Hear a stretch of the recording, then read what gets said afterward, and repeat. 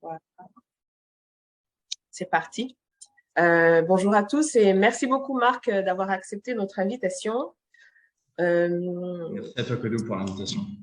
Avec plaisir. Les motivations sont multiples et pour de multiples personnes au sein de l'association La Maison de la Cosmétique qui sont soit au stade de l'idée très avancée, soit au stade du projet, soit qui sont déjà installées et qui se posent la question du financement. On a déjà eu des ateliers il y a quelques temps, mais moi j'avais trouvé bien votre approche. J'avais trouvé bien que on ait des connaissances communes ou du moins des noms comme Fridge, voilà, des personnes dans le même écosystème et le fait que vous vous intéressiez aux produits de grande consommation, dont la cosmétique, la mode, responsable, etc., etc. Et du coup, j'avais souhaité nous réunir en petit comité pour discuter un petit peu à bâton levé, poser les questions, savoir qui vous êtes, ce que vous faites, et puis voilà, parler de levée de fonds et de l'impact que ça peut avoir dans le développement durable et sain d'une entreprise. On va commencer, Marc, je vais te laisser te présenter. On va faire un tour de table ensuite, et puis l'idée, c'est de discuter un petit peu sur les sujets, les étapes, de manière un petit peu informelle. Ouais, avec plaisir, merci pour l'introduction. Alors je vais me présenter en même temps que je présente Kickstone. Kickstone Partner, donc moi je suis cofondateur de Kickstone. On est en fait une société de conseil où on accompagne les dirigeants, les entrepreneurs qui ont des sujets de levée de fonds et de cession. Donc on s'est créé en 2019 avec mon associé Amaury. Donc lui a plutôt un parcours d'entrepreneur où il a développé trois sociétés avant Kickstone. Et moi, j'ai plutôt un parcours où j'ai travaillé dans d'autres structures de conseil en finance sur des opérations plutôt au-dessus de 30 millions d'euros, on va dire. Et je suis redescendu, on va dire, progressivement sur des opérations un peu plus petites par la suite. Et donc, on s'est réunis en fait en 2019 avec Amaury sur le constat suivant qui était doux. C'est la première chose, c'était les acteurs historiques qui conseillent les entrepreneurs sur un segment, on va dire, d'opérations entre 1 et 15 millions d'euros.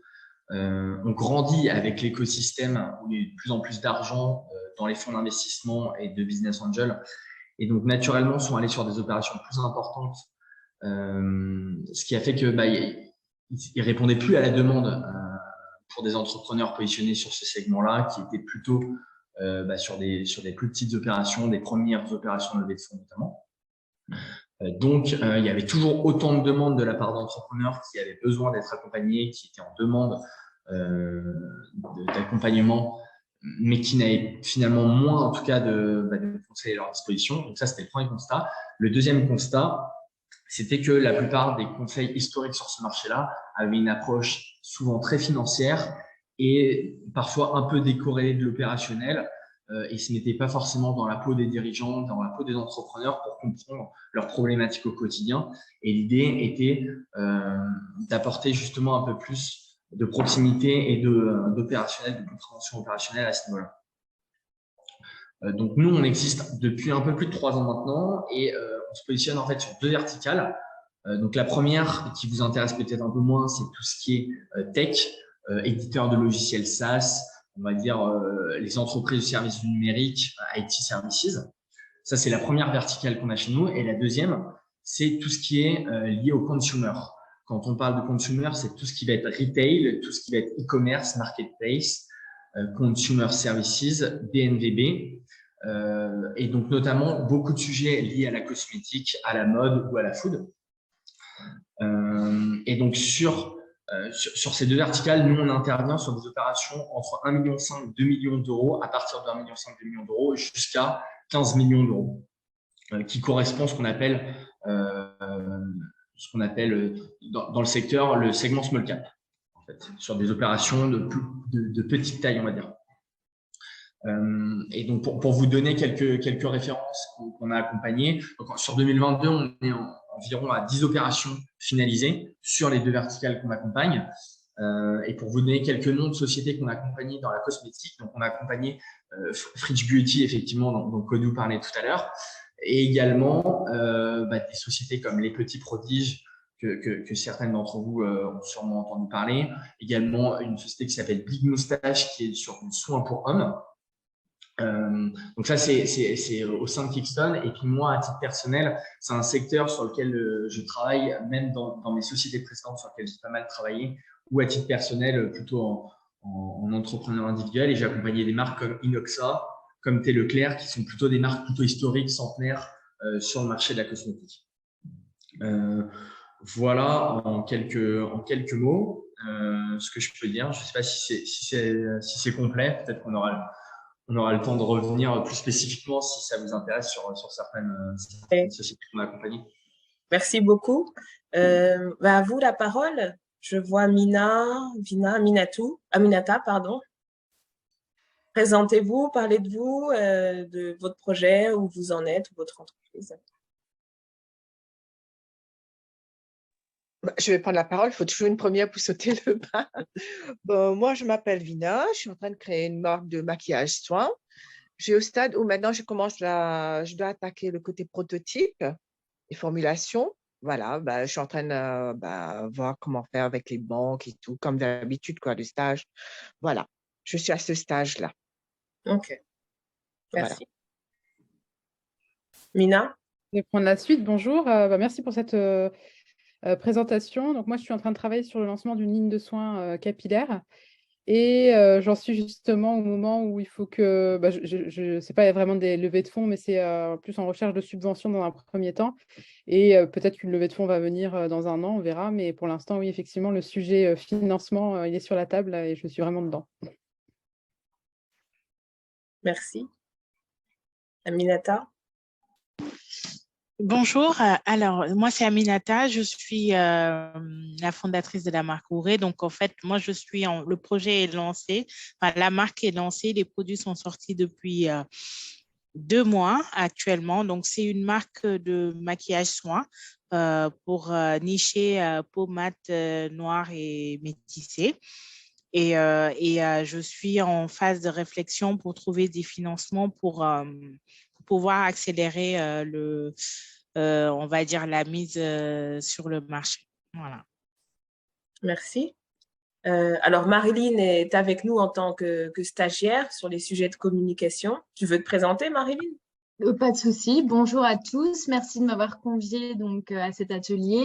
Donc, je m'appelle Marilyn, je suis stagiaire, je suis en formation de Community Management. Et voilà, je suis avec la Maison de la Cosmétique pendant 1 mois. Voilà. Merci. Alors, Wafa nous a rejoint. Wafa, tu arrives au bon moment. Tu as raté quelques minutes d'introduction, de présentation par Marc, mais est-ce que tu voudrais prendre la parole quelques instants pour te présenter, parler de toi et de ton projet, de tes produits? Bonjour tout le monde. Bonjour Wafa. Je suis désolée, j'arrive en retard et je ne suis pas toute seule, il y a du bruit à côté, donc je vais faire vite. Alors, je m'appelle Wafa, je développe une gamme de soins pour femmes enceintes. Et qu'est-ce que je peux dire d'autre? Je suis en plein recherche de financement. Très bien. Ça dure depuis un moment. En fait, en vrai, j'ai commencé en février dernier, donc ça commence à faire long. Et voilà, j'ai découvert que j'ai commis des erreurs au départ. Et voilà, c'est pour ça que je suis là. Super, merci. Bienvenue. Merci beaucoup. Merci. Alors, moi, j'ai la question, c'est quoi une levée de fonds? Est-ce que, Marc, tu peux nous dire ce que c'est, ce que ça représente? Tu as une idée, tu as des personas, là, des cibles différentes. Qu'est-ce que c'est une levée de fonds? À quel moment ça doit intervenir et comment ça se passe de manière opérationnelle? Tu piques mes questions. Il faut les écrire aussi dans le chat, hein, n'hésitez pas, comme ça vous n'oubliez pas et voilà, on peut les prendre après. Je t'en vais pas, allez. Merci. Je vais essayer d'être le plus complet possible. Parce que ça couvre un sujet assez large. Mais pour faire simple, une levée de fonds, c'est un moyen en fait de financement qui consiste à faire rentrer des investisseurs au capital de votre société. Et donc, ces investisseurs vont apporter de l'argent, vont apporter des fonds à la société. Et en contrepartie, ils reçoivent des titres de votre société. Et donc, naturellement, il y a à la fois des avantages, des bénéfices et également des inconvénients, des devoirs lorsqu'on réalise une levée de fonds. Alors, juste pour compléter, sur la levée de fonds, théoriquement, la levée de fonds, ça couvre plutôt la partie dilutive. Donc, vraiment, faire rentrer des personnes au capital avec une dilution. Néanmoins, dans le langage courant et dans la presse notamment, c'est devenu un peu courant d'associer aussi au moment d'une levée de fonds les levées de fonds en dette, aller chercher des subventions et des dettes. Et en général, en fait, on peut faire un effet de levier lorsqu'on fait rentrer des investisseurs au capital. On peut faire un effet de levier et également en parallèle aller voir les banques et obtenir un financement bancaire. Et donc, en général, dans les levées de fonds, donc, vous pouvez entendre parler dans la presse, lorsqu'on parle par exemple d'une levée de 3 ou 4 millions, très souvent, il y a une partie effectivement dilutive qui est une vraie levée de fonds où on a fait rentrer des investisseurs en capital et il y a souvent une partie de dette, mais la presse met tout dans le même panier et on parle de levée de fonds globale. Donc voilà. Donc pour revenir juste aux avantages et aux inconvénients d'une levée de fonds, je dirais que le premier avantage, c'est un moyen supplémentaire pour développer la société, pour développer votre société. Ça permet de recruter des équipes, ça permet de développer de produits supplémentaires, ça peut vous permettre d'aller sur des nouveaux marchés. Donc effectivement, plus de moyens permet d'aller plus rapidement et de développer plus rapidement sa société. Le deuxième avantage souvent d'une levée de fonds, c'est un apport de compétences. Car généralement, les investisseurs qu'on essaye de faire rentrer à son capital, c'est des experts de notre secteur, c'est des experts de nos produits, c'est des experts du e-commerce, c'est des experts de la grande distribution. L'idée, c'est de faire rentrer en tout cas des experts qui peuvent vous apporter au-delà d'un apport financier, qui peuvent vous faire bénéficier d'une expertise sectorielle, d'une expertise sur votre activité, qui peuvent vous ouvrir également leur réseau et qui sont force de proposition, qui vous accompagnent, même s'ils ne sont pas opérationnels à 100%. Donc ça c'est le deuxième grand avantage. Et le troisième grand avantage, je dirais que c'est également pouvoir justement faire un effet de levier auprès des banques ou pour obtenir des subventions. J'imagine, donc j'entendais Wafa juste avant qui disait qu'elle était en plein financement et d'autres personnes juste avant dans la présentation dire que vous aviez des discussions avec les banques. Effectivement, quand on fait un tour avec des investisseurs, rentrer des investisseurs, c'est rassurant pour des banques et souvent ils sont plus à même d'accepter de prêter de l'argent aux dirigeants, aux actionnaires de la société. Donc ça, c'est pour les grands avantages. Et à l'inverse, quels sont les inconvénients, en tout cas les devoirs lorsqu'on fait une levée de fonds? Alors le premier, je dirais, inconvénient naturel, c'est qu'on va se diluer. Donc il y a une partie du capital qu'on va céder aux investisseurs. Donc le fondateur, au lieu d'avoir 100% ou une grande partie des titres, il va en avoir plus que 80 ou 75% par exemple. On parle pour un premier tour de table, en tout cas pour une première levée de fonds. Et ensuite, les devoirs, finalement, ça va être des obligations de tenir informés ses actionnaires, un devoir de reporting pour tenir au courant de l'avancement, des avancées, quel qu'il soit, que ce soit d'un point de vue produit, d'un point de vue financier, d'un point de vue chiffre, d'un point de vue traction, de tenir au courant avec des points réguliers, avec souvent des obligations de rendu de documents pour justement faire l'état des lieux de la société. Donc ça, c'est les devoirs qui sont inhérents aux dirigeants lorsqu'on fait rentrer des investisseurs à son capital. Et puis, généralement, pour que ça fonctionne bien dans la durée avec des investisseurs, il faut aussi avoir une vision commune. L'idée, c'est de faire rentrer des investisseurs qui partagent votre vision, qui partagent votre stratégie, qui partagent votre vision pour l'avenir, parce que sinon, si vous faites rentrer au capital des investisseurs, mais que finalement, vous n'avez pas du tout la même vision, vous ne projetez pas du tout de la même manière, ça va rapidement déboucher sur une relation conflictuelle et c'est jamais bon pour le développement de la société et puis même d'un point de vue personnel pour votre bien-être également. Justement, tu parles du niveau, du point de vue personnel. Il faut qu'on s'entende bien avec ces investisseurs. Exactement. C'est un point fondamental. C'est un point fondamental et peut-être que si vous regardez un petit peu dans la presse, il y a certaines sociétés qui ont fait rentrer soit des fonds d'investissement, soit des family office, qui sont soit des business angels à leur capital. Il y en a des fois avec qui ça se passe très bien et naturellement, des fois ça se passe un peu moins bien parce que on n'atteint pas tout à fait les objectifs qu'on s'était fixés initialement, parce que ça prend plus de temps, parce que la stratégie est différente. Tout de suite, c'est plus compliqué. La relation devient un peu plus conflictuelle et effectivement, c'est plus compliqué. Donc, naturellement, quand on fait une levée de fonds, il faut choisir des investisseurs qui nous ressemblent, avec qui on a envie de travailler et avec qui, surtout, on se projette parce que avant tout, c'est une aventure humaine. C'est un projet et un investisseur, il est là dans la durée. Il n'est pas là pour 6 mois, il n'est pas là pour un an. Un investisseur, il est là pour 4-5 ans minimum en général et ça peut durer même jusqu'à 7-8 ans. Donc, je dirais que c'est le point numéro 1 à faire attention. C'est effectivement pour développer la société, on a besoin d'argent, mais si on ne s'entend pas dès le début avec ces investisseurs, parfois il vaut mieux pas prendre l'argent parce que sur le moment, ça sera intéressant. À court terme, ça permet de faire des choses. Effectivement, à moyen et long terme, c'est souvent une mauvaise chose lorsque dès le début, la relation est pas très bonne avec ces investisseurs. Donc, le fit humain, la relation humaine est primordiale dès le début dans la relation avec ces investisseurs.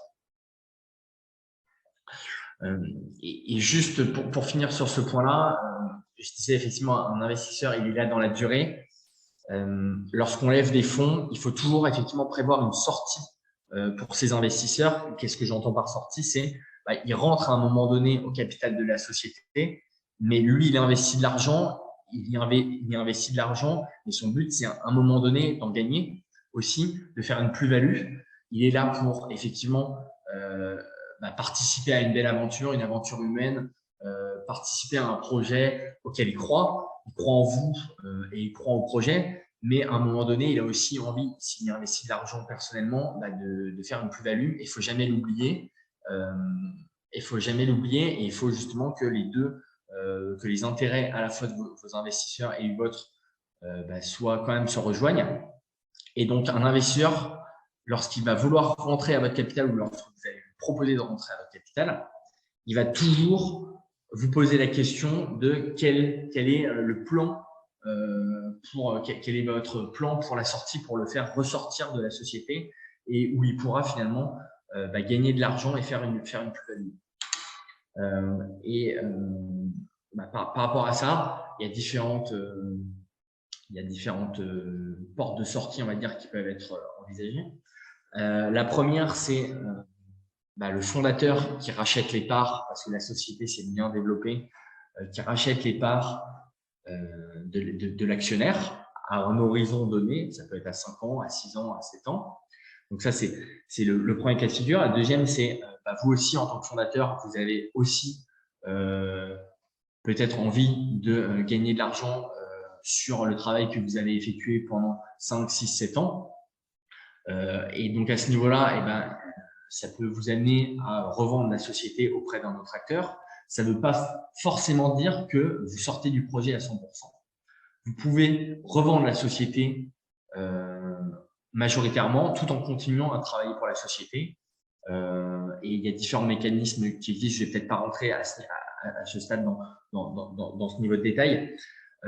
Et ensuite, le troisième porte de sortie, ça peut être les investisseurs qui ont investi historiquement au tout début laissent leur place à de nouveaux investisseurs. Et donc, de nouveaux investisseurs vont investir pour faire sortir ces anciens investisseurs et vont prendre la place indirectement pour amener encore un autre stade la société pour finalement prévoir un nouveau plan de développement et une nouvelle, on va dire, mener une deuxième partie, on ouvre la porte à un deuxième chapitre de l'histoire de la société, quoi, avec de nouveaux investisseurs.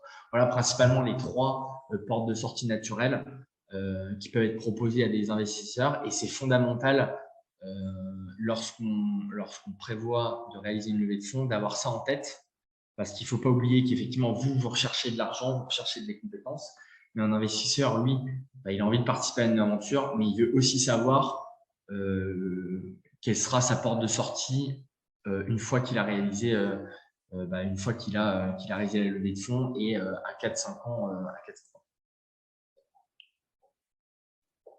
Ensuite, en termes de levée de fonds, qu'est-ce qu'une levée de fonds? Il y a différents types de levées de fonds en fonction du stade de maturité de la société. Donc, à ce niveau-là, ce qu'on appelle, pour vous donner les différents types de levée de fonds, le premier tour de table, c'est ce qu'on appelle plutôt le tour de pré-seed. Un tour de pré-seed, en général, soit ça se fait auprès de ses amis, de sa famille, de gens qui sont proches de nous, qui ont envie de nous aider pour qu'on développe notre société, et également de business angels. Donc ça, c'est ce qu'on appelle un tour de pré-seed. En général, c'est des montants entre 100 000 euros et 300 400 000 euros. Donc, c'est des tours relativement faibles en termes de montants, mais qui permettent justement de développer la société à un premier stade de maturité, qui permettent d'aller chercher de nouveaux tours de financement. Et ces tours de pré-seed permettent d'aller faire effet de levier justement auprès des banques pour obtenir un financement bancaire et obtenir également des subventions. Donc, il y a différents types de subventions qui peuvent exister, hein. Si on est une société avec pas mal de R&D, on peut aller chercher des subventions à ce niveau-là. Ça peut être des subventions au niveau français, au niveau européen. Il y a différents effets de levier qui peuvent être faits. Et donc, souvent, ce tour de pré-seed peut aider à aller chercher ça. Ensuite, quand on a atteint un stade de maturité un peu plus fort et qu'on commence à avoir du chiffre d'affaires, on a ce qu'on appelle des tours de seed. Un tour de seed, en général, c'est plutôt entre 300 et 400 000 euros et jusqu'à 1,5 million, 2 millions d'euros. Donc, il n'y a pas de montant gravé dans le marbre, ça peut être un peu différent selon les personnes avec qui vous parlez, selon aussi la maturité de votre société. C'est pas gravé dans le marbre. Et donc là, en général, ça peut être plutôt des business angels également, et également ce qu'on appelle soit des family office. Des family office, si vous n'êtes pas familier avec ce que c'est, un family office, en fait, il y a 2 types de family office. La première, c'est par exemple des personnes qui ont souvent développé des sociétés et fait fortune, et qui réinvestissent justement une partie de leur argent dans des projets à un stade de maturité finalement assez jeune. Je peux prendre l'exemple, par exemple, d'un family office qui est assez connu, qui est le family office de Xavier Niel, le fondateur de Free, qui est le family office Team Aventure. Donc ça, c'est un type de family office. Peut-être donc il y en a pas mal d'autres, hein, le fondateur Pierre-Édouard Stérin de Smartbox, il y a le fondateur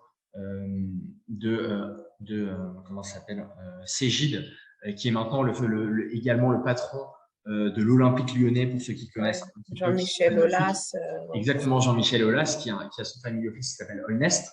Donc voilà, en général, très souvent, il y a des entrepreneurs à succès qui ont justement réussi à gagner beaucoup d'argent en montant leur société à un niveau assez important, qui réinvestissent pas mal de leur fortune personnelle dans l'écosystème, dans des projets assez jeunes.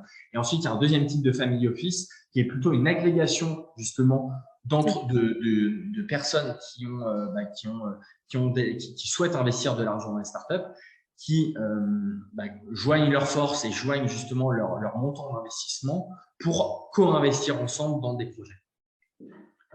Voilà. Donc ça, c'est souvent les tours de seed sont des opérations où les family office, les business angels investissent énormément et également quelques fonds d'investissement.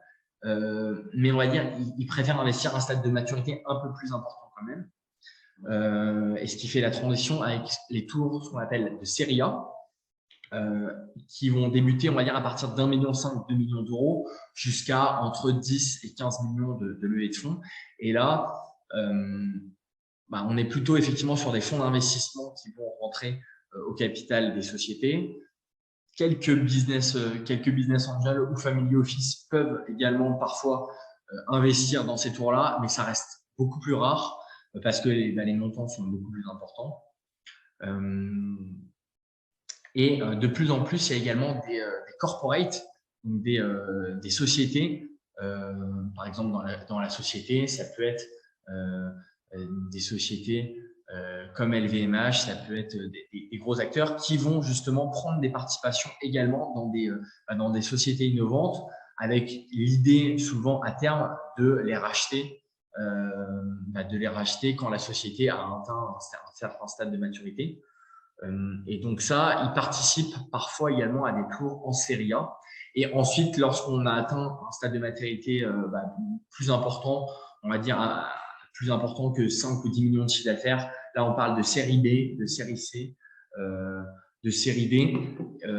Et l'idée là, c'est des tours de financement, des levées de fonds qui sont souvent supérieurs à 10 ou 15 millions d'euros de chiffre d'affaires.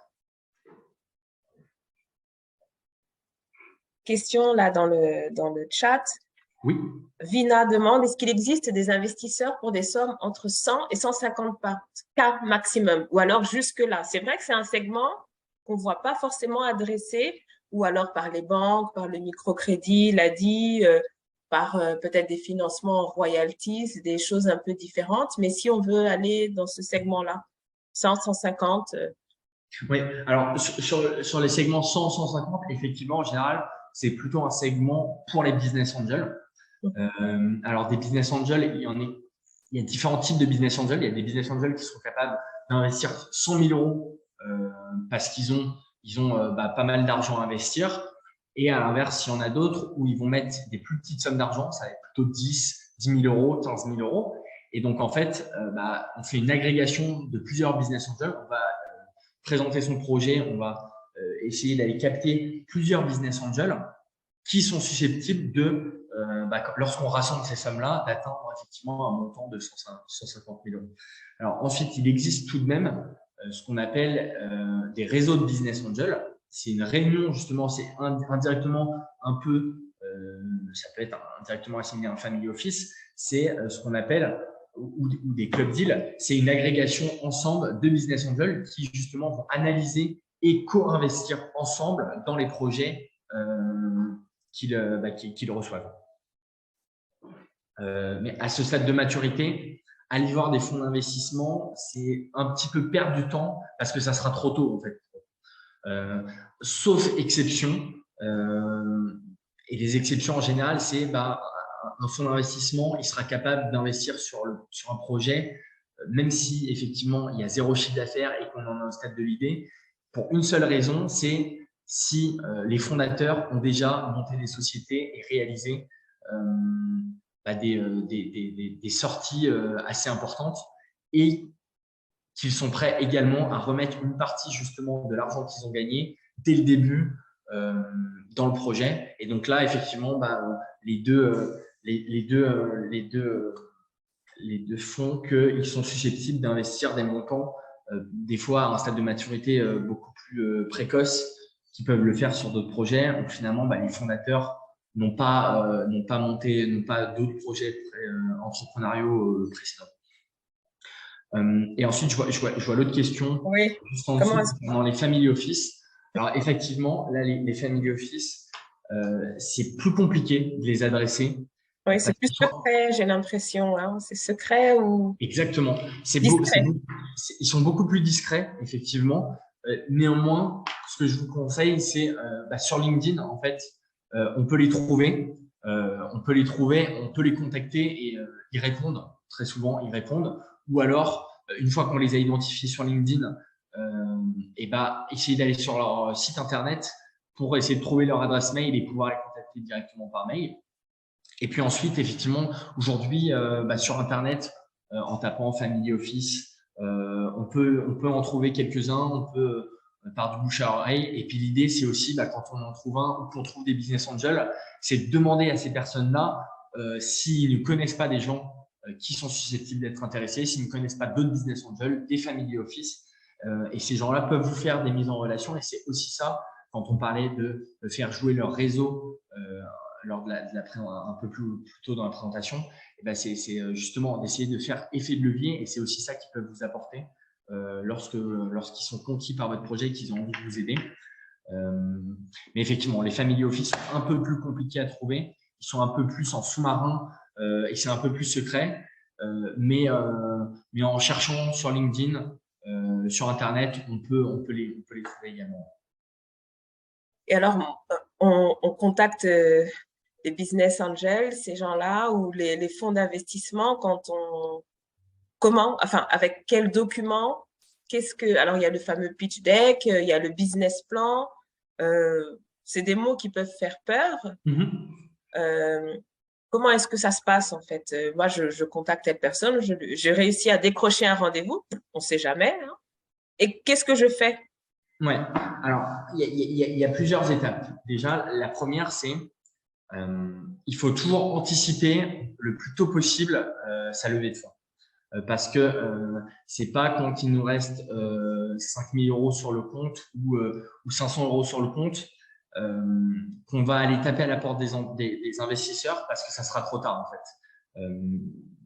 Lever des fonds, ça prend du temps. En général, ça prend effectivement entre 6 à 12 mois. C'est long et les investisseurs, ils n'investissent pas sans avoir, entre guillemets, compris dans quoi ils investissent. Ils vont faire une sorte d'audit de la société et ils vont vous demander effectivement de nombreuses informations. Ils vont échanger à de nombreuses reprises avec vous et ça va être un échange sur des documents, sur une stratégie et ça s'anticipe. Ça se fait pas en une semaine ou 2 semaines. Parfois, dans la presse, effectivement, on peut lire que la levée de fonds s'est fait en 3 semaines ou en 1 mois. Effectivement, ça peut arriver, c'est exceptionnel et il faut pas prendre ça comme la norme en fait. Il y a peut-être une société sur 1000 ou sur 10 000 qui va réussir à faire une levée de fonds en 3 semaines ou 1 mois. La norme, c'est que ça se passe entre 6 et 12 mois. Alors, ce qu'il faut bien déjà avoir en tête, c'est il y a beaucoup effectivement de sociétés qui souhaitent lever des fonds et il y a peu d'élus. Ça, faut bien l'avoir en tête. Une levée de fonds, c'est pas simple. Et c'est exigeant et ça demande d'être bien préparé. La première, avant peut-être de revenir justement au process de levée de fonds, c'est la première question à se poser, c'est est-ce que je peux lever des fonds auprès d'investisseurs? Est-ce que si je vais les voir, mon projet va les intéresser en fait?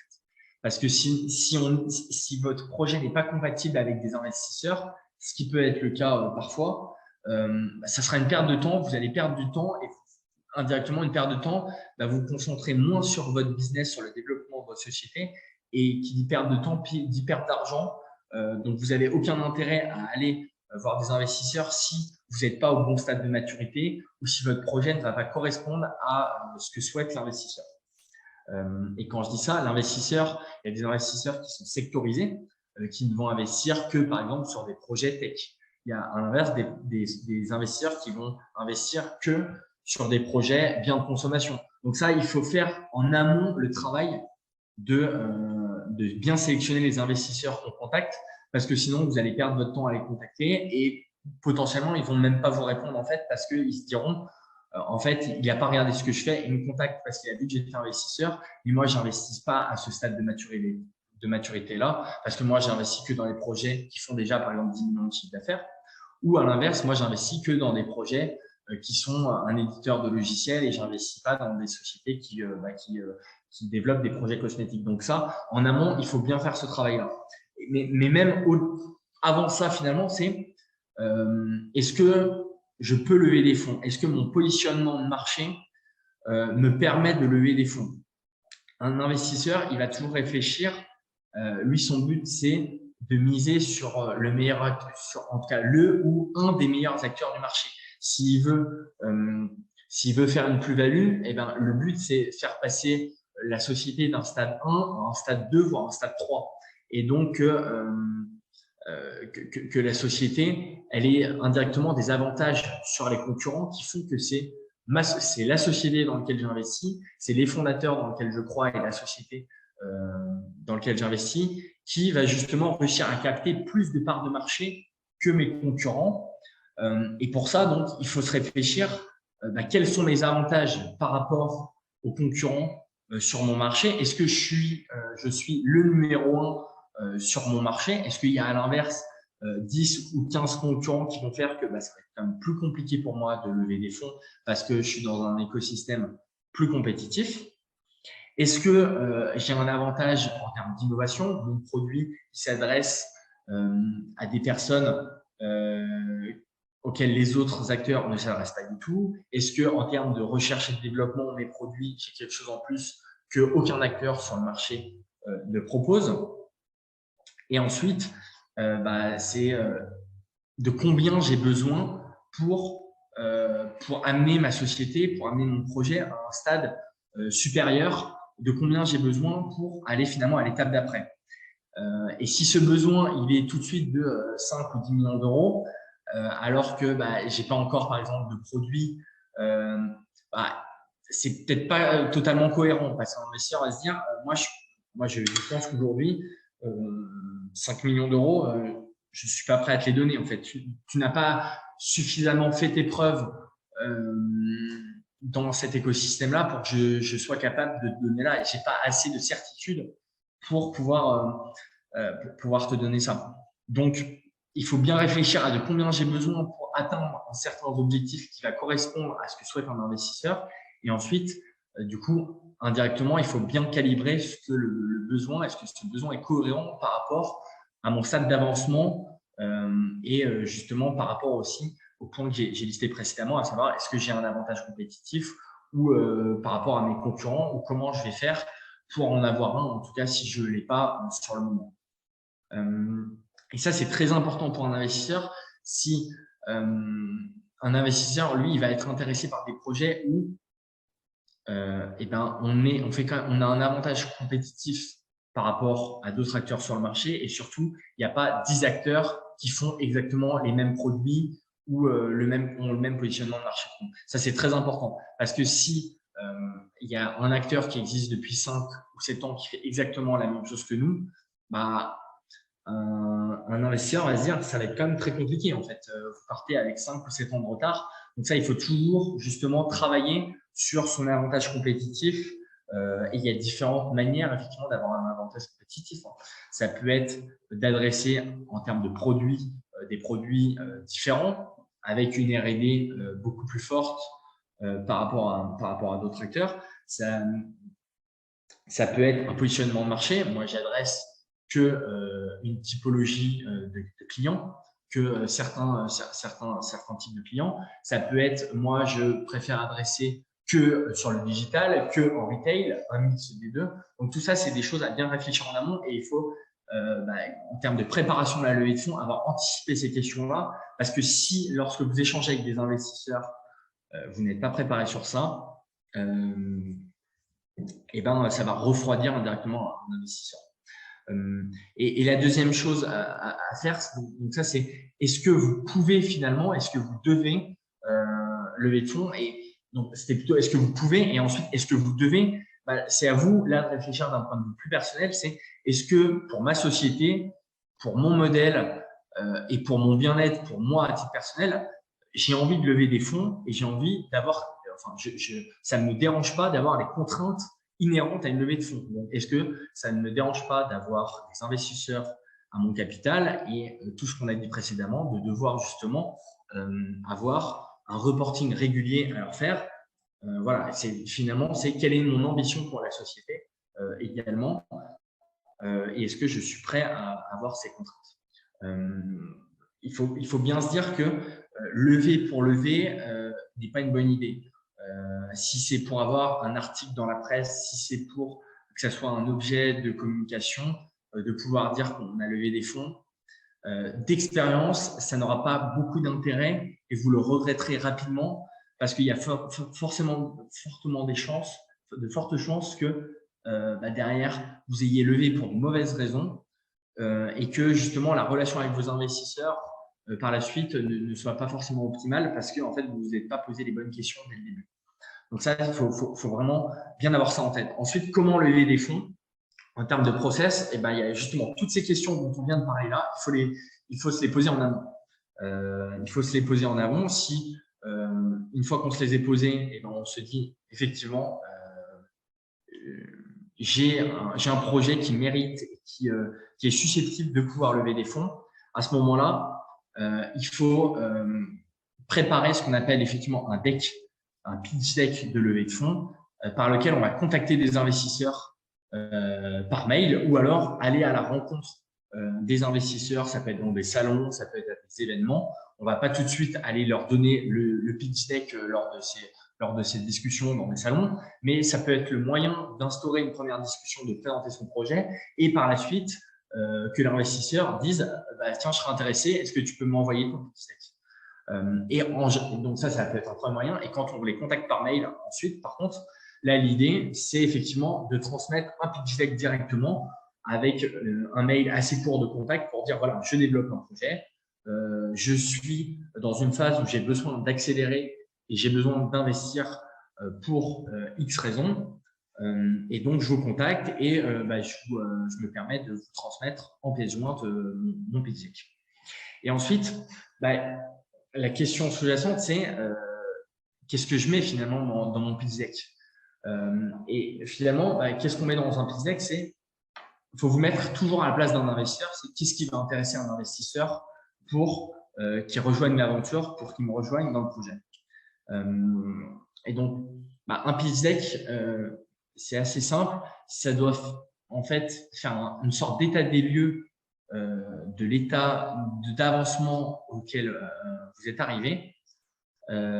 Mais ça doit surtout donner envie. La règle d'or, et surtout dans le secteur que vous adressez de la cosmétique, du consumer, c'est que votre deck, il doit donner envie et il doit faire transpirer votre image de marque.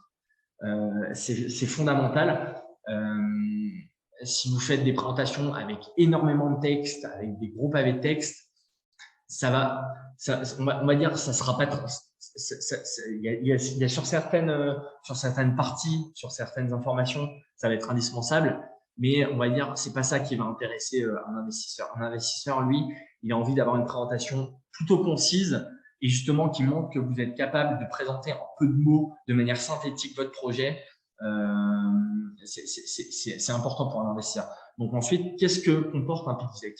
Un pitch deck, au tout début, il faut faire un résumé rapide de votre projet. On va dire le tout début c'est une slide ou 2 slides, c'est où est-ce que vous en êtes, si vous avez une certaine traction, si vous avez quelques chiffres clés. Voilà, l'idée c'est en quelques mots présenter votre projet et en quelques chiffres présenter votre projet. Ensuite, l'idée c'est de suivre un fil conducteur dans votre pitch deck, un fil conducteur qui puisse être vendeur pour un investisseur en fait. Donner envie à l'investisseur de rejoindre l'aventure et que ça suive un fil conducteur, raconter une histoire. Il faut raconter une histoire dans un pitch deck. Et donc, en général, le fil conducteur, c'est qu'est-ce qui vous a amené finalement à développer ce projet? Quel est votre constat? Quel est le problème que vous avez identifié? Quel est le pain de marché que vous identifiez sur lequel aucun autre ou très peu d'acteurs se sont positionnés jusqu'à maintenant. Et à partir de ce constat ou de ce problème que vous avez identifié, vous allez développer une solution. Vous allez développer votre projet. Donc, c'est de dire juste après quelle est la solution que vous proposez. Par exemple, pour les petits prodiges, la solution, le constat de marché qu'ils ont fait, c'est de dire aujourd'hui, donc elles sont lancées en 2016 ou 2017.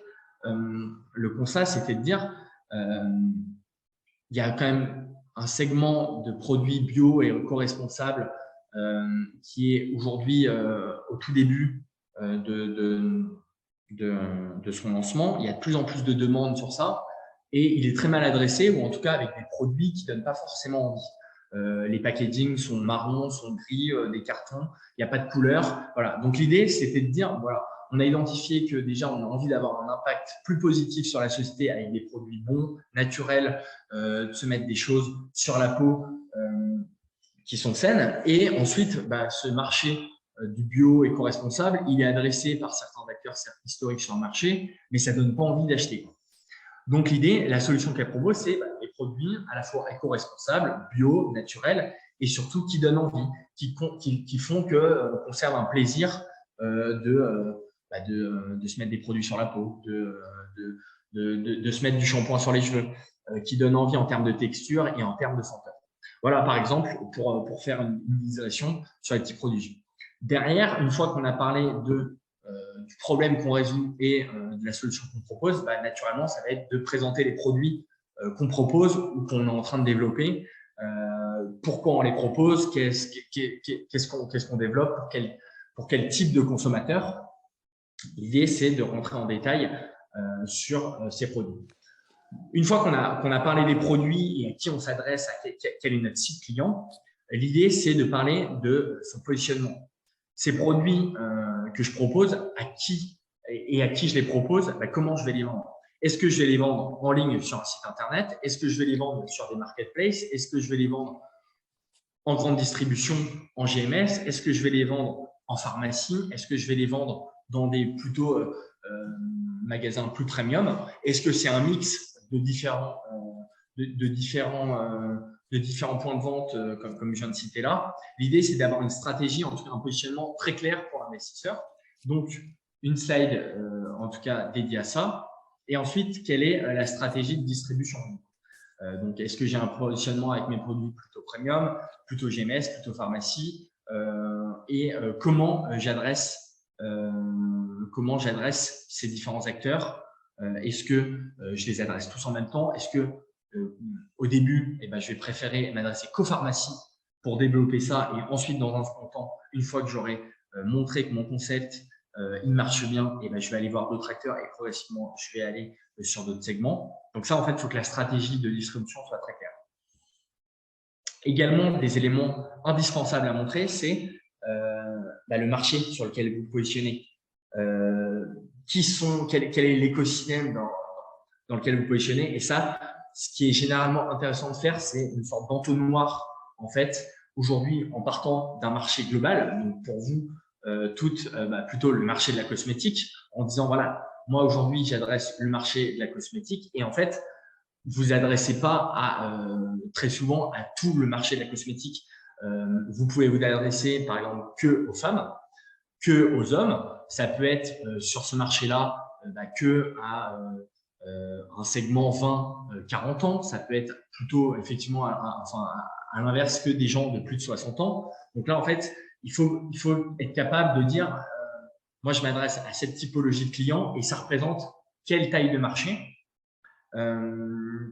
Et ensuite, ce dont il faut parler, c'est est-ce que vous avez des concurrents sur le marché? Est-ce qu'il y a d'autres sociétés qui ont développé, que ce soit en France, en Europe ou à l'international? Est-ce qu'il y a d'autres personnes qui développent un projet similaire au vôtre? Et il faut savoir justement se comparer. Qu'est-ce que moi, ma société, qu'est-ce que moi, mon projet a de plus que les autres acteurs sur ce marché-là? Il faut savoir en parler et justement proposer quelque chose de différent. Donc ça, ça doit faire partie intégrante du pitch deck. Et ensuite, qu'est-ce qui va intéresser un investisseur? C'est aussi, à un moment donné, de là où vous en êtes en termes de chiffres. Est-ce que vous avez une traction commerciale? Donc, si vous avez déjà commencé à vendre des produits, ça va être effectivement votre chiffre d'affaires, que ce soit sur le digital, que ce soit plutôt en retail ou en B2B. Mais si vous n'avez pas encore vendu, ça peut être quelle est votre traction d'un point de vue pipe produit. Ça peut être où est-ce que en fait, quand on parle de traction et de traction, il y a effectivement le chiffre d'affaires qui est là naturellement, mais il y a tout ce que vous faites à côté, le développement de la R&D, le développement des produits, le développement des partenaires, le développement, ça peut être du site internet pour vendre en digital, ça peut être le développement pour vendre à l'inverse en retail. Tout ça fait partie de l'attraction et va intéresser un investisseur. Évidemment, si vous avez des chiffres d'affaires ou si vous êtes à un stade un peu plus avancé, naturellement, il y a plus de chiffres et ce qu'on appelle des KPI, des metrics, qui vont également intéresser les investisseurs et qu'il faut produire. Typiquement, si vous vendez en ligne sur votre site internet, qu'est-ce qui va intéresser un investisseur? C'est de savoir, une fois que vous avez capté un client, est-ce que ce client, il revient? Est-ce que c'est quand même le nerf de la guerre, c'est vendre une fois à un client, c'est bien, mais s'il ne revient jamais parce qu'il n'a pas aimé le produit, un investisseur, il va se dire c'est bien, mais en fait, si à chaque fois que tu captes un client, il ne revient pas et que tu es obligé d'aller en capter un nouveau, c'est pas très intéressant parce qu'à terme, ta marque, en fait, tu vas pas réussir à te développer. Donc l'idée, donc ça, c'est ce qu'on appelle le taux de réachat, c'est de connaître effectivement quelle est la part des clients qui reviennent pour réacheter les produits. Il y a toute une partie de metrics qui va intéresser un investisseur. Ça va être également, par exemple, le coût d'acquisition. Combien pour un produit que vous allez vendre, combien est-ce que ça va vous coûter en termes de marketing, en termes de marge que vous allez réaliser par rapport au coût que ça vous coûte de le faire produire et du coût de la marge que vous allez réaliser pour la vendre. Donc tout ça, c'est des choses qu'il faut également bien avoir préparées en amont pour être capable de répondre de façon solide aux questions que l'investisseur va se poser. Également, qu'est-ce qui doit faire partie intégrante du pitch deck? C'est l'histoire de la société, c'est l'équipe, c'est les fondateurs et également qui fait partie de l'équipe. Alors, ce que je vous dis là, l'agencement des différentes informations doit suivre en fait un fil conducteur. Donc, c'est pas forcément dans cet ordre précis qu'il faut le réaliser. Par exemple, typiquement, l'équipe et l'histoire de la société, vous pouvez naturellement le mettre tout au début de la présentation. Mais l'idée, c'est de suivre en tout cas un fil conducteur. Et en tout cas, ce qui doit faire partie intégrante du pitch deck, et ça plutôt à la fin, c'est finalement quels sont vos objectifs pour le futur. Donc ça, à la fois d'un point de vue développement de l'équipe, des produits, de votre stratégie future en termes de points de vente, en termes peut-être de développement à l'international ou dans d'autres pays, et également du coup, en parallèle de ça, d'un point de vue financier, avoir un business plan clair. Et donc un business plan, quand on dit un business plan, c'est savoir qu'est-ce que vous allez faire en termes de chiffre d'affaires et également tout ce qui est lié à votre compte de résultat qui vous permet en fait de savoir quels sont vos coûts, quels sont vos différents coûts de production, coûts marketing, coûts de transport. Et donc ça, un investisseur va vouloir avoir le détail sur ça.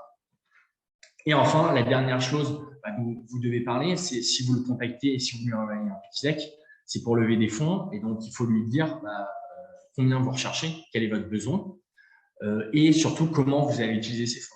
Moi, je recherche par exemple 2 millions d'euros et ces 2 millions d'euros, ils vont me servir à recruter 10 personnes sur les 18 prochains mois. Et ces 18 personnes, ces 10 personnes, il y en a 2, ça va être pour faire du marketing. Et il y en a 3 autres, ça va être du développement commercial. Il y a une autre personne, ça va être du développement produit. Voilà, l'idée, c'est d'avoir une vision claire sur votre besoin et de l'utilisation des fonds. Et tout ça, en fait, sur les objectifs que vous fixez, votre business plan, votre stratégie et votre besoin, tout ça est intimement lié. Voilà, je ne sais pas si c'est clair sur le pitch deck. Oui, merci. Je vois que Mina a levé la main. Tu veux prendre la parole, Mina? Oui, j'ai une question. Merci. Déjà, c'est super intéressant d'avoir ce détail sur les decks. Moi, j'ai une question par rapport justement à ce point-là. Depuis que je commence à travailler dessus, j'ai eu accès à pas mal de decks concurrents. J'ai trouvé ça super surprenant d'avoir eu accès à ce genre d'informations. Et la question que je me pose, c'est comment moi, je peux faire attention à pas trop partager des informations qui peuvent être confidentielles, surtout à mon stade. Je n'ai pas encore développé les produits. Donc, je n'ai pas très envie que ça tombe dans les mains d'un concurrent qui est plus avancé que moi, etc. Donc, est-ce qu'il y a des moyens de se prémunir de ça? Oui, alors c'est là effectivement toute la difficulté. C'est que les investisseurs, ils voient passer de nombreux projets et donc ils sont susceptibles naturellement de discuter sur les différents projets et parfois ça fait que effectivement il y a des pitch decks où il y a des fuites. Donc à 100% se prémunir de ça sera toujours compliqué pour être très transparent. Parce qu'à un moment donné, en fait, les investisseurs, ils ont forcément besoin d'informations pour investir dans le projet. Néanmoins, ce qui se fait classiquement, c'est faire signer un NDA, ce qu'on appelle un NDA. C'est en fait une clause de confidentialité. Lorsqu'on transmet plus d'informations, notamment les informations sensibles, on fait signer un NDA. Donc ça se trouve assez facilement. Il y en a pas mal, notamment disponible sur Internet si vous cherchez. On fait signer ce document aux investisseurs qui théoriquement vous protège justement du fait que des investisseurs partagent ou des gens qui ont accès à votre pitch deck. Ça donne une protection du fait que théoriquement ils ne doivent pas partager les informations. Et si c'est le cas, si vous identifiez que c'est le cas, vous pouvez leur ils sont susceptibles d'être c'est répréhensible par la loi. Ils sont susceptibles de voir des dommages intérêts. Et donc, justement, c'est là où, dans le pitch deck, il faut toujours donner une partie d'information qui va éveiller la curiosité des investisseurs, sans tout donner non plus, et notamment les informations les plus confidentielles, les plus, on va dire, sensibles, qu'on donnera dans un second temps, justement, lorsque l'investisseur aura signé un NDA. Mais c'est difficile de contacter un investisseur, de lui dire voilà, j'ai un super projet pour vous, mais je peux pas vous en parler, je veux que vous signiez un NDA avant, et ensuite je vous partagerai des informations. C'est très délicat et on est obligé justement d'avoir une prise de risque indirectement en partageant un minimum d'informations aux investisseurs au début. S'il y a un peu plus d'intérêt de leur part et qu'il y a des questions et sur des sujets un peu plus sensibles, là effectivement on va partager un pitch deck plus complet avec ces informations plus sensibles une fois que l'investisseur a signé un deal. Merci. Okay, oui, merci. le NDA, c'est bien, en effet. En une page, on peut concevoir quelque chose de pas mal, qui protège, c'est ça. Exactement. Très bien. Est-ce que Exactement. vous avez... Il y a beaucoup de modèles qui existent sur Internet, pour le coup. Beaucoup de choses qui existent.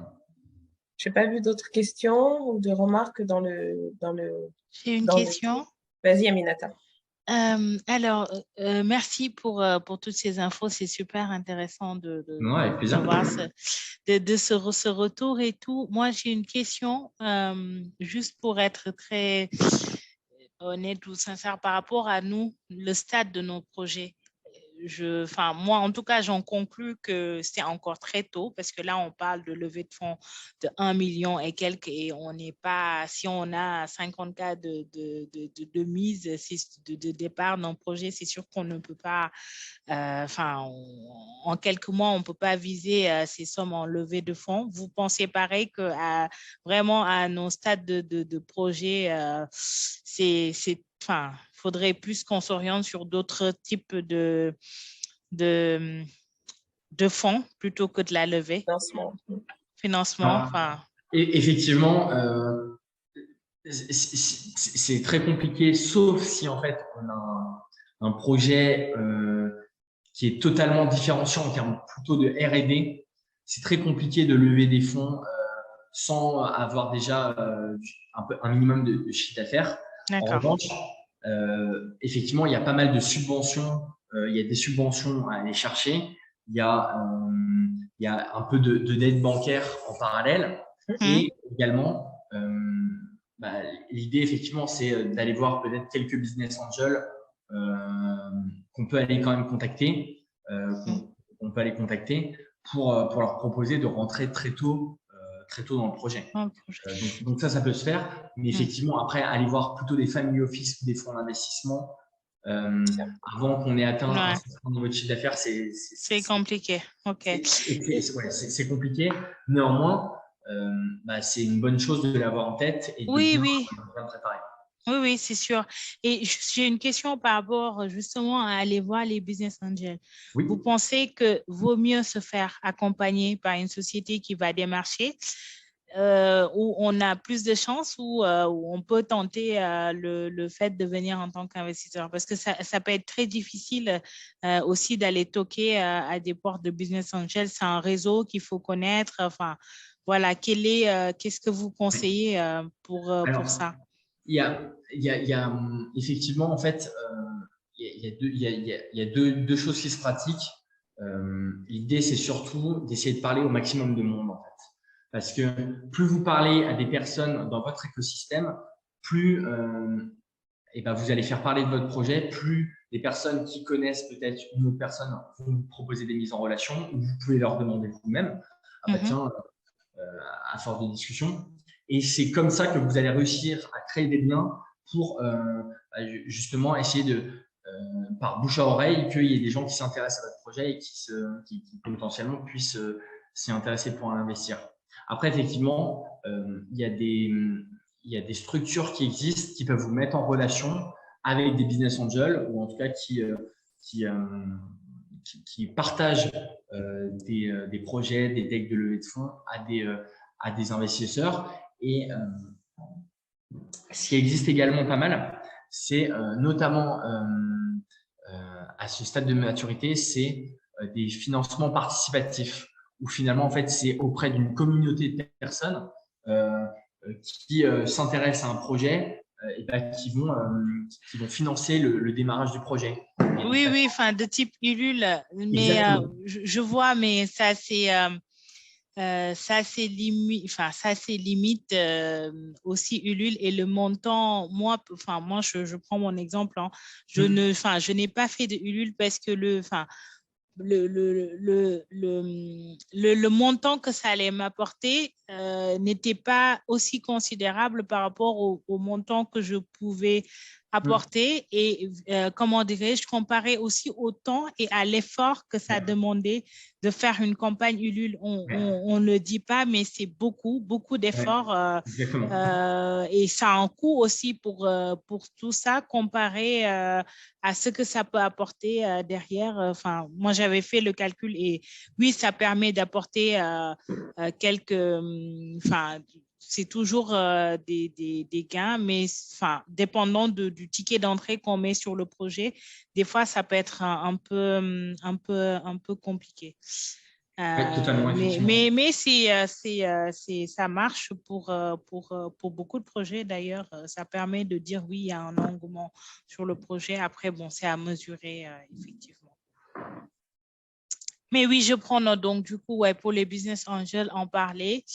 C'est justement le réseau, c'est le plus dur quand on entreprend. Le bon réseau, en tout cas. Exactement. Le bon réseau, c'est le plus dur. C'est pour ça que contacter des personnes, ça peut être via LinkedIn, ça peut être participer à des événements sur votre secteur. Aller à la rencontre des gens. C'est primordial. Et en parallèle, effectivement, il y a des structures effectivement qui ont des réseaux de business angels qui peuvent également vous aider à adresser des investisseurs. Ok, merci, c'est très clair. Ne manque-t-il pas, alors je vais faire un peu de plaidoyer, on est en France, pays de la cosmétique, chiffre d'affaires de milliards, plein d'emplois. Ne manque-t-il pas une offre à proposer autour de la cosmétique responsable pour financer un peu ces nouveaux entrants, ces personnes qui peuvent se différencier? Il manque quelque chose. Enfin, en termes de segment, on a fait un point, on a rencontré Super Capital l'année dernière, Femmes Business Angel aussi. On voit les segments, les paliers, c'est un petit peu plus bas et puis ok, d'accord, mais quand même, il manque peut-être un segment là à adresser.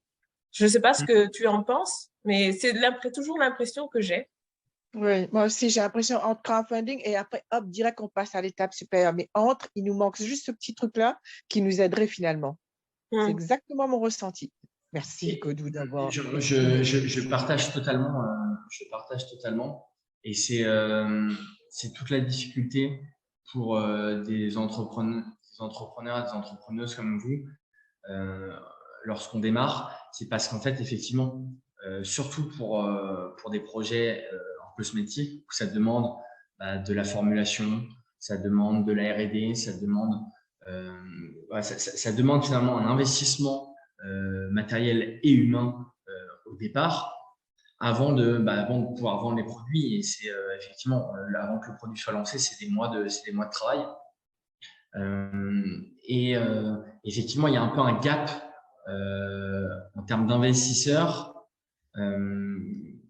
parce que effectivement, entre le crowdfunding et après le positionnement des family office et des fonds d'investissement, il y a souvent un gap qui est pas simple à combler pour les investisseurs, pour les entrepreneurs. Et c'est là justement où réussir à sortir de ce petit ventre mou entre guillemets est souvent compliqué parce que ça demande des moyens et il faut réussir à convaincre justement quelques business angels, des fois c'est les laboratoires effectivement qui peuvent prendre une participation également dans des projets cosmétiques. Ils le font de plus en plus, mais effectivement c'est là la difficulté. Et effectivement, moi je partage le fait qu'il manque peut-être certains acteurs qui sont capables de financer très très tôt ce type de projet. Et je partage encore plus sur effectivement la partie éco-responsable, sujet impact. Nous, on accompagne beaucoup de marques. J'ai cité Fridge, les petits prodiges tout à l'heure, qui rentrent notamment dans cette thématique-là. Encore plus. Alors, on le voit, il y a de plus en plus d'investisseurs qui se positionnent sur ces sujets-là. Il y a de plus en plus de fonds d'investissement et de business angels qui souhaitent investir sur des projets dits à impact et des projets où on est sur des produits responsables. Mais néanmoins, effectivement, il y a encore énormément à faire sur ces sujets-là. Et je pense qu'on est au tout début. De ça, et même je pense qu'à terme, en fait, ça sera indispensable qu'il y ait que la partie impact finalement responsable soit intégrée à l'intérieur d'un projet, et les projets où il n'y aura pas une composante de ce type-là n'arriveront jamais à se financer, et ça sera indispensable. Oui, justement, et c'est bien ce que tu dis, parce que j'entends que de plus en plus de fonds d'investissement, où voilà, c'est dans l'air du temps, l'impact, tout ce qui est les critères ESG, environnementaux, sociaux et gouvernance, ça peut motiver plus de fonds et de structures à investir dans les projets éco-responsables à impact positif. Oui, exactement. Exactement. Et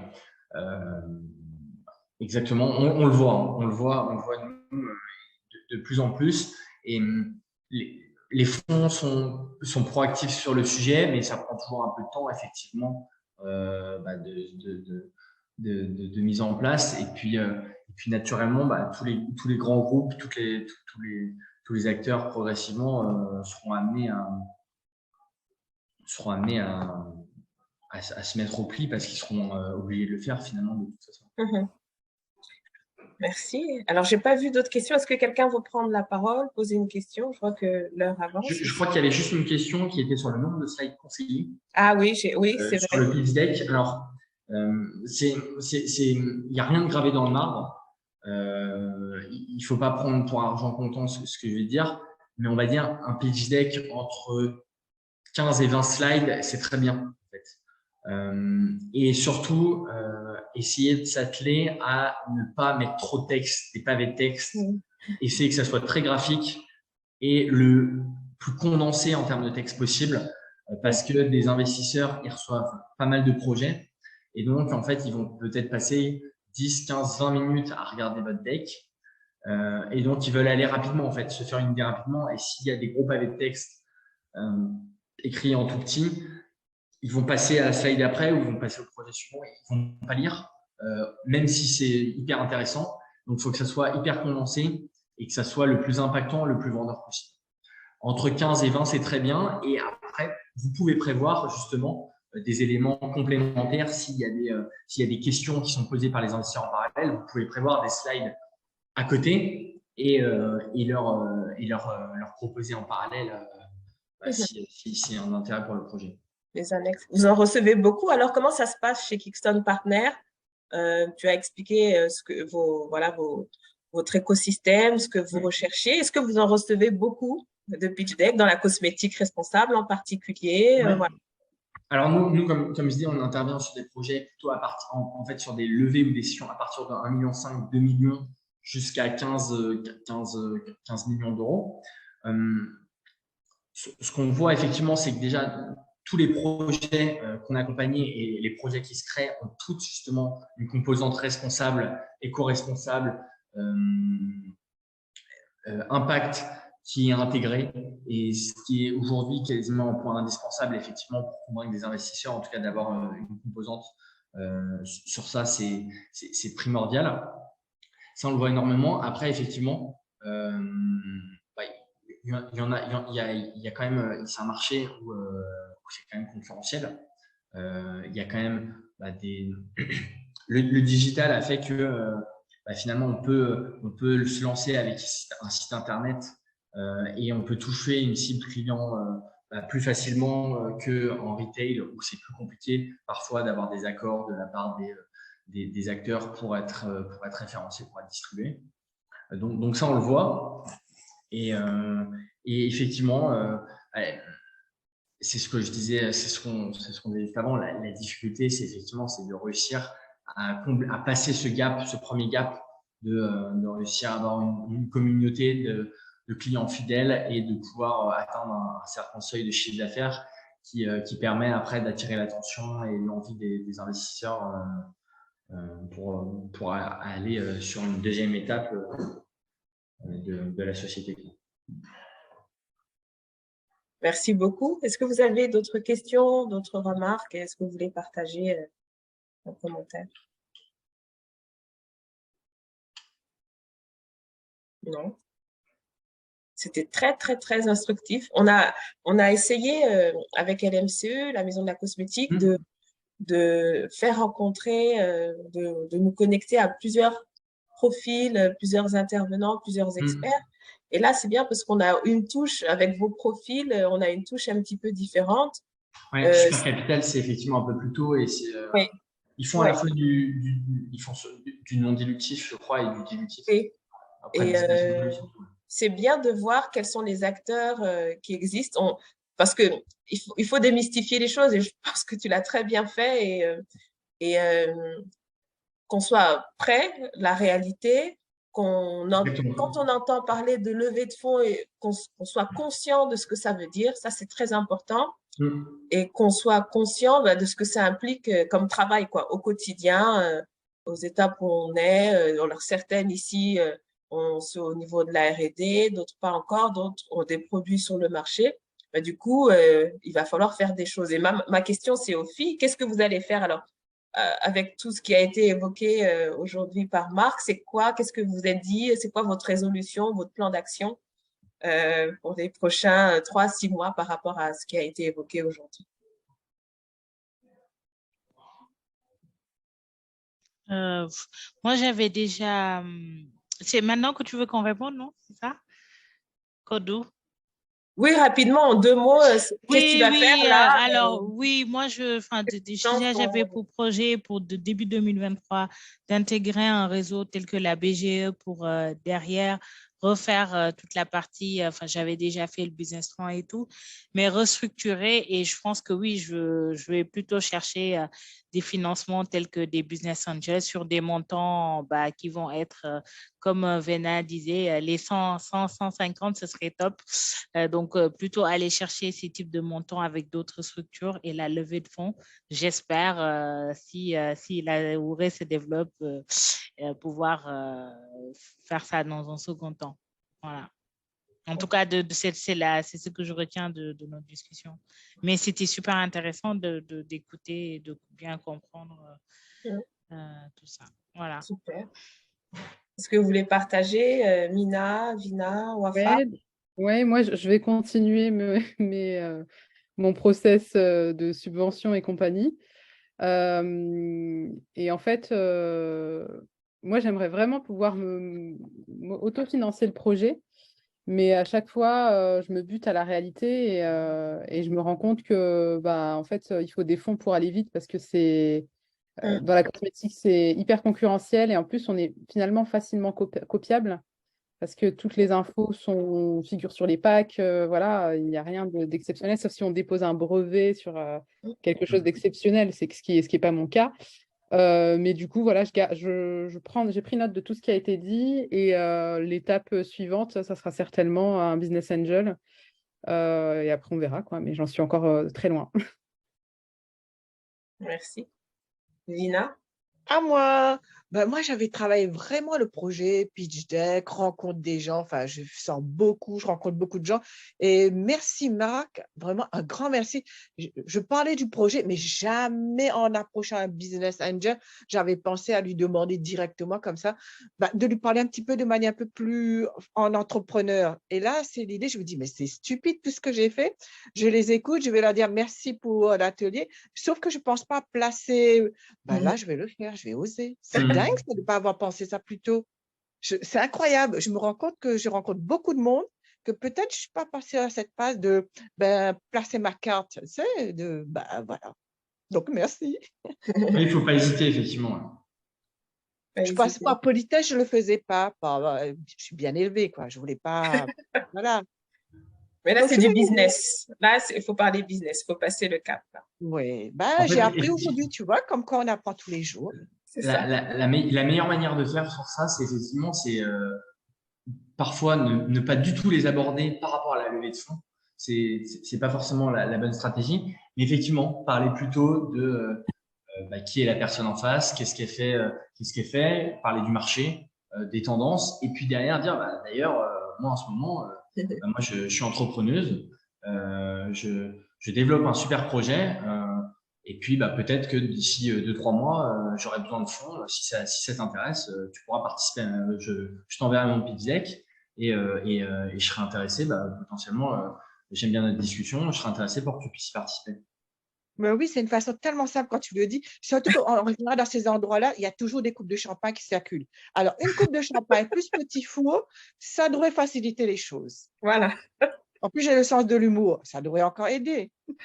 Exactement. Merci en tout cas. Tu nous diras ta technique. Je suis la bêta-testeuse de la LMCE. Très bien, ça me va. Wafa, est-ce que tu souhaites partager? Qu'est-ce que tu vas faire? Et voilà, qu'est-ce que ça donne? Alors moi, je suis désolée, il y a des questions qui remontent là. Je suis désolée, à la fin, je suis vraiment désolée. En fait, pour les business angels, je me demandais s'il faut leur montrer une certaine traction commerciale et est-ce qu'on a la même obligation de reporting que par rapport aux investisseurs, fonds d'investissement? C'est une bonne question. Ouais. Alors, sur les business angels, il y a différents. C'est difficile de répondre sur la partie traction. Ouais. La traction, elle peut prendre différentes formes, comme je disais. Ça peut être du chiffre d'affaires, ça peut être aussi une traction commerciale, un pipe produit, un pipe client. Donc effectivement, l'idée, c'est de montrer le maximum de choses de toute façon au business angel. Plus on a de choses à montrer, mieux c'est pour un business angel. Et le deuxième point, c'est sur les obligations par rapport aux investisseurs. Effectivement, le niveau de reporting et le niveau de challenge et de relation ne sera pas le même avec des fonds d'investissement qu'avec des business angels.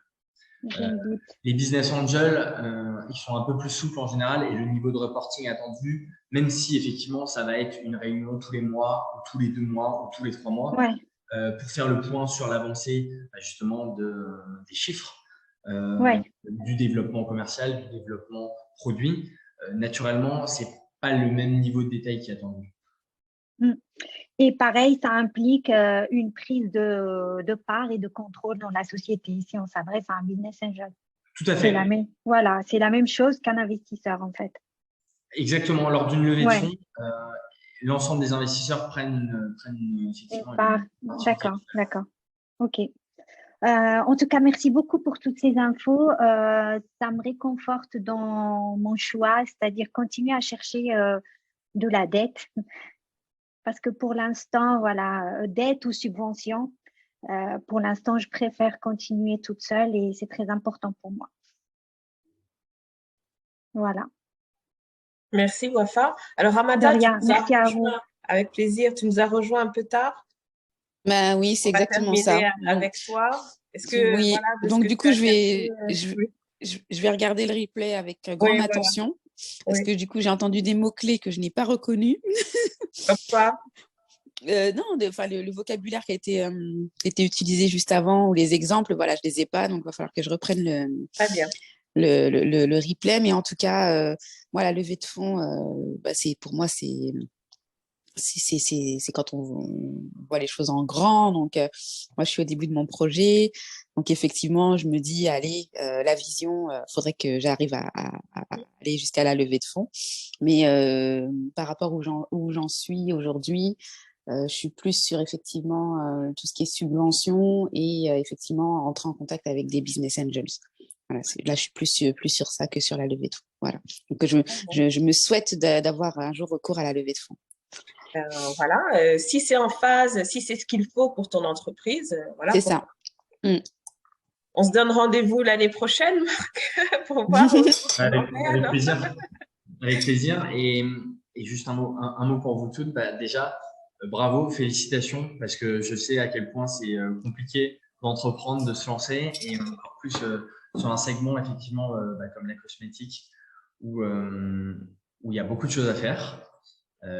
Mais où c'est pas simple parce que ça demande effectivement des moyens pour pouvoir lancer des produits, lancer de nouveaux produits, pour pouvoir adresser certains segments.